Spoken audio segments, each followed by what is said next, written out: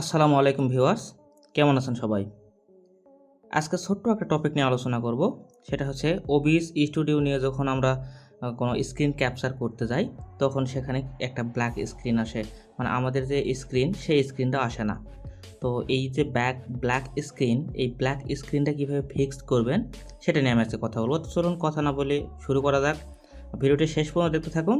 আর যদি ভিডিওটি ভালো লাগে থাকে তাহলে অবশ্যই আমার চ্যানেলটি সাবস্ক্রাইব করবেন এবং সাবস্ক্রাইব বাটনের পাশে থাকা বেল আইকনটি টিপে দিবেন, যাতে করে পরবর্তী যে কোনো ভিডিওর আপডেট আপনি সবার আগে পেতে পারেন। দেখুন, আমরা যদি এখান থেকে প্লাস আইকনে ক্লিক করে এই ডিসপ্লে ক্যাপচার অপশনে ক্লিক করি এবং এখান থেকে ক্রিয়েট নিউ ক্লিক করে আমরা এখান থেকে ওকে করে দিলাম। তো এখান থেকে ওকে করার পর আবার তো ওকে করি, তাহলে আমাদের এখানে কিন্তু আমাদের ডিসপ্লেটা আসা উচিত ছিল, তাই না? আমাদের যে পিছনে যে স্ক্রিন আছে, এই স্ক্রিন আসা কিন্তু উচিত ছিল, কিন্তু এটা এখানে আসেনি। তো আমরা এই যে ব্ল্যাক স্ক্রিন আছে, এই স্ক্রিনটা ফিক্স করবো, যেটা কীভাবে করা যায়। এটার জন্য আপনার যেটা করতে হবে যে আপনি যে কোনো জায়গাতে ফাঁকা একটা জায়গাতে আসবেন, এখানে রাইট মাউসে ক্লিক করবেন এবং এখান থেকে ডিসপ্লে সেটিংয়ে যাবেন। তো দেখুন, ডিসপ্লে সেটিংয়ে যাওয়ার পরে নিচের দিকে যদি স্ক্রল করেন, দেখেন এখানে গ্রাফিক্স সেটিং নামে একটা অপশন আসবে এবং এই গ্রাফিক্স সেটিংয়ে ক্লিক করলে এখান থেকে ডেস্কটপ অ্যাপ এবং মাইক্রোসফট স্টোর অ্যাপ আছে, এখান থেকে আপনার যে ডিফল্ট যেটা আছে এটা এই ডেস্কটপ অ্যাপ এটা করে দেবেন। আর এরপরে এই যে ব্রাউজ অপশনে ক্লিক করবেন। তো ব্রাউজ অপশনে ক্লিক করার পরে আপনার সামনে এরকম একটা ইন্টারফেস আসবে। আপনার সি ড্রাইভ, ইডি যেটা আছে সবগুলো আসবে। এখান থেকে আপনার যে লোকাল ডিস্ক বা মাই কম্পিউটার যেটাই বলেন এটাতে যাবেন এবং এখান থেকে প্রোগ্রাম ফাইলস নামে যে অপশনটা আছে এখানে ক্লিক দেবেন। এখান থেকে আপনি একটু স্ক্রল করে নিচের দিকে এসে দেখবেন যে ওবিএস কোথায় লেখা আছে।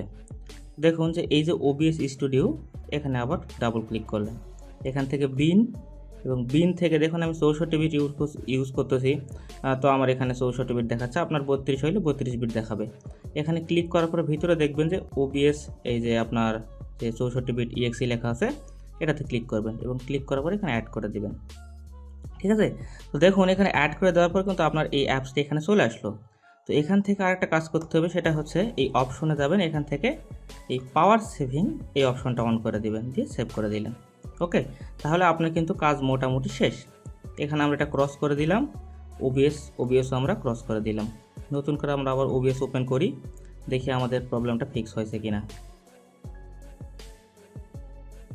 তো দেখুন আমাদের কিন্তু প্রবলেমটা ফিক্স হয়ে গেছে। ঠিক আছে, এই যে আমরা যে স্ক্রিন আছে আমাদের কিন্তু পুরো স্ক্রিনটা এখন দেখা যাচ্ছে।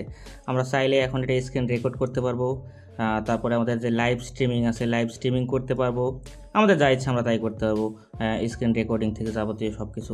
তো এই হচ্ছে আজকে টিউটোরিয়াল।